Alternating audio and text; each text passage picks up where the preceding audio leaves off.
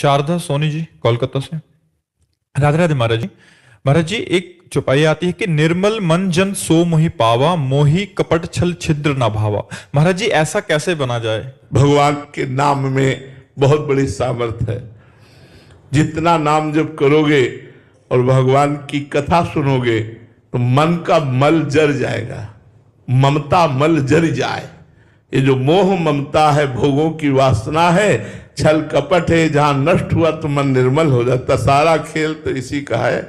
अरे बहुत कठिन है, मन निर्मल कर पाना बहुत कठिन है। इसलिए हम जैसे पतित हैं भगवान की शरण में, यही बात हमें अच्छी लगती है। हम मन को निर्मल करके भगवान को समर्पित कर पाए। यार बच्चापन से लगे हैं, एक सेकेंड इसकी बागडोर ढीली हुई कि वही संसार, वही भोग था, वही नरक।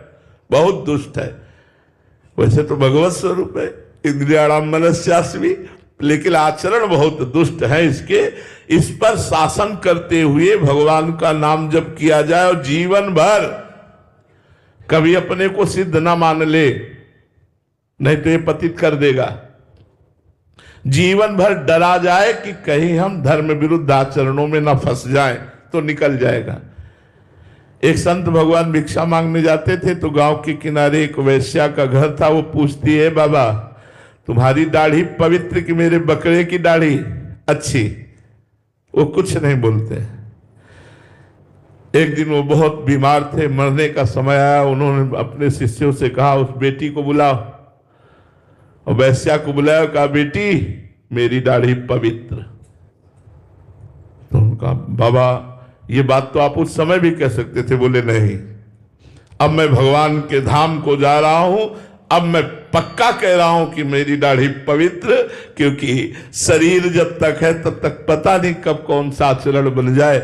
इसलिए जीते जी हम नहीं कह सकते, मरने की दशा में कह सकते कि अब हम पवित्र हैं। मन न जाने कब कहां कैसे गिरा दे, कुछ पता नहीं चलता। भगवान ही रक्षक है, वही रक्षा करे तो पार हो जाए। इसलिए निर्मल मन करने के लिए एक ही साबुन है, संतों का संग करते हुए भजन करना। साधन को हरि भजन है, कै सत्संग सहाय। मन तो चंचल सबनते, या को कौन उपाय। साधन को हरि भजन है, कै सत्संग सहाय। संतों का संग करो, नाम जप करो, मन पवित्र हो जाएगा। पवित्र मन में ही भगवान का स्फुरन होता है। विकास पाटीदार जी इंदौर से। राधे राधे महाराज जी। महाराज जी, मेरा प्रश्न है कि जो संचित कर्मों का गोदाम लगा हुआ है, वो केवल मनुष्य जन्म के लिए कर्म होते हैं या फिर अन्य योनियों के कर्म भी उसमें सम्मिलित हो? नहीं, अन्य योनियों के कर्म नहीं बनते। अन्य योनियां तो भोग योनियां है। मनुष्य, हम करोड़ों अरबों बार मनुष्य बन चुके, कोई पहली बार थोड़ी बने हैं। सुअर, कुत्ता, भैंस, गधा, इनके कर्म थोड़ी लिखे जाते हैं। ये तो प्रारब्ध कर्म से प्रेरित होकर ही करते हैं।